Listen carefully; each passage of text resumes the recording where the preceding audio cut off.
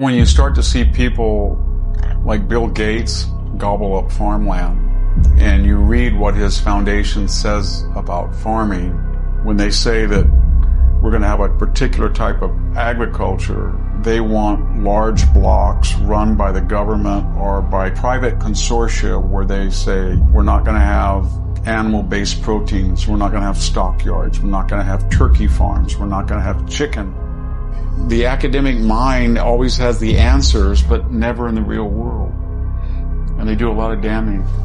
Everywhere you look, small and medium-sized farms being gobbled up by these corporate mega farms because they can't keep up anymore. They can't comply with these endless streams of regulations that are coming down. We're seeing that in China now, where these giant mechanized corporate big government-controlled mega farms are displacing all these little small family farms that families have been farming for hundreds of years, in some cases longer. They're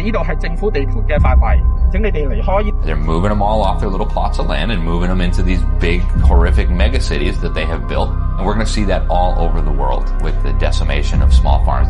So if they're not bankrupted by economic forces, the government itself will shut them down. Everything is falling apart. Yeah, there is a shortage of food. Many people do not have enough money to eat every day. Everybody's out here today because they understand that when our government actually expropriates our farmers, we're all next. Not just Holland is now facing these types of regulations, but you can see the attack on farmers all over the world. It's an agenda that is carried out on a global level, that is being pushed through government officials in respective countries.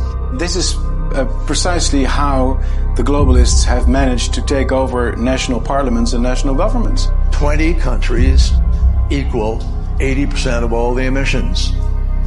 You solve the problem to start with by making sure all of those 20 countries are doing what they need to do. We have to pull them to the table and leverage further. So how do we get there? Well, the lesson I've learned in the last year is money, money, money, money, money, money, money. They're following a script where they are thinking already from the perspective of a global, bureaucratic, quasi-totalitarian system of governing, system of rule. This is an agenda, and all these countries are implementing the same policies. So they've targeted the farmers because that's the agenda. Right now, things have tripled as far as costs for my own farming operation and for many farmers across the country. And I think you're going to see across the board higher food prices. Food prices are already up dramatically this year, last year a little bit too. And we might see more empty shelves in America. Even the president is promising food shortages in his conversations. So there's no need for this to be happening. The people are the ones that are going to be hurt.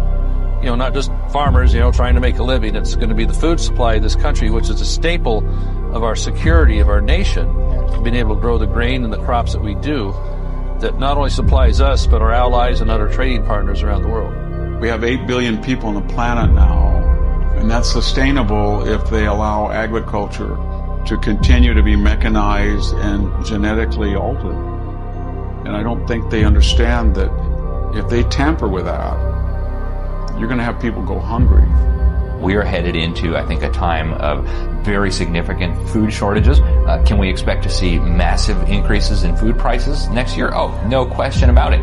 So I think the end goal of the war on farmers that we're seeing, which is guided at every step by the Sustainable Development Goals and Agenda 2030, is going to be a total consolidation of agriculture, a total consolidation of the food supply. And as every communist tyrant of the last 100 years has understood, if you control the food, you control the people. I think that's ultimately the end goal.